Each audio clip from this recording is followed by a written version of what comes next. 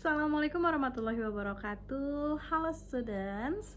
Today we're going to learn about narrative text. Oke, ini udah pertemuan keberapa ya?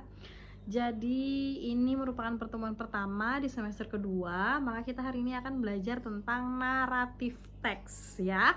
So, what is the narrative text? Miss harap kalian bisa menyimak pembelajaran ini dari awal sampai akhir, dan juga jangan lupa catat karena setelah ini akan dikumpul. Oke, so kita bahas satu-satu ya guys, mulai dari what is narrative text, terus generic structure-nya apa, kemudian struktur kebahasaannya gimana. Nah, nanti kita akan bahas satu persatu. Jadi simak dengan baik, oke? Kita mulai ya dari pembahasan yang pertama, yaitu tentang pengertian narrative text. Apa itu narrative text? Narrative text adalah teks yang berfungsi untuk menceritakan suatu peristiwa atau cerita yang bertujuan untuk menghibur pembaca. Jadi tujuan utamanya adalah untuk menghibur pembaca. Paham? Nah, cerita dalam narrative text itu biasanya adalah seperti dongeng, legenda, cerita rakyat, cerita fiksi, atau cerita imajinatif. Or in English itu biasanya fairy tale, legend, or fairy tale. Oh, sama fairy tale cerita rakyat ya. So contohnya like a Cinderella, Malin Kundang, or Snow White itu termasuk contoh dari naratif teks. Catat.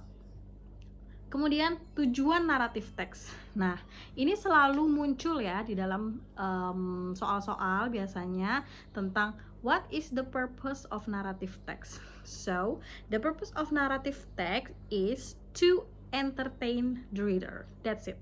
To entertain the reader. Cukup untuk menghibur pembaca melalui sebuah cerita. Hanya itu tujuan dari narrative text. Oleh sebab itu, narrative text itu biasanya ceritanya sangat imajinatif supaya bisa menghantarkan pembaca ke dalam suasana yang sangat menghibur. Itu adalah tujuan dari narrative text. Kemudian, dalam suatu cerita itu ada yang namanya step by step dalam bercerita. Karena kita dalam bercerita nggak mungkin kan kita dari awal langsung ke akhir, terus ke tengah lagi, terus dari awal lagi. Nah, itu merupakan cerita yang sangat bikin pusing. So that is why narrative text is structured dengan sangat baik. So, generic structure dari narrative text itu yang pertama adalah orientation dulu. Satu ya, orientation. Apa sih itu orientation? Orientation itu adalah perkenalan dulu di awal. Contohnya seperti pada cerita memperkenalkan tokoh-tokohnya siapa aja, waktunya kapan, tempat kejadiannya di mana, itu dijelaskan di orientation point.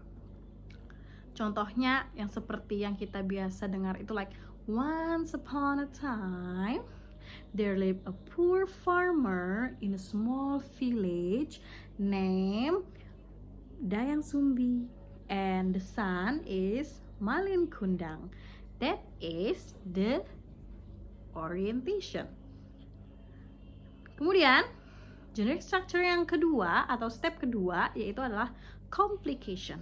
Nah, jadi dalam cerita itu pasti ada konflik kan yang bikin cerita itu rame. Kenapa sih jadi diceritakan? Karena ada konflik. Ini adalah step kedua, yaitu complication. Complication itu adalah masalah atau konflik yang dialami oleh tokoh utama. Cerita menjadi menarik karena adanya masalah. Contohnya, one day the Malin Kundang is killed. Contohnya ya, one day Malin Kundang killed Tumang. Nah, itu adalah masalahnya. Pada saat Malin Kundang membunuh si Tumang, itu jadi masalah. Jadi ceritanya menarik kan? Jadi si Malin Kundangnya membunuh si Tumang, akhirnya mamahnya marah dan itu menyebabkan adanya cerita di situ. Dan yang terakhir adalah yang ketiga, resolution. Setelah ada masalah tadi, resolusinya apa? Yang menjadi bagian terakhir sebagai penyelesaian masalah. Nah, masalah bisa diselesaikan dengan akhir bahagia atau sedih. Seperti cerita Malin Kundang tadi, akhir ceritanya apa? apakah sedih, apakah bahagia, ataukah malah apa namanya itu ya, kayak menyebabkan tanda tanya seperti itu, kayak misterius gitu. Nah, kalau di ceritanya Malin Kundang dan Dayang Sumbi, endingnya tidak bahagia ya, atau juga sedih. Nah, begitu. Jadi itu adalah resolution dari cerita. Kita ulang, ada 3 generic structure dari narrative text. Yang pertama ada orientation, yang kedua ada complication, dan yang terakhir adalah resolution. Baik, selanjutnya adalah ciri kebahasaan narrative text. Yang pertama, pastinya menggunakan simple past tense atau past tense ya. Karena kita sudah belajar simple past tense. Kenapa jadi menggunakan simple past tense? Karena narrative text adalah menceritakan suatu kejadian yang terjadi di zaman dahulu.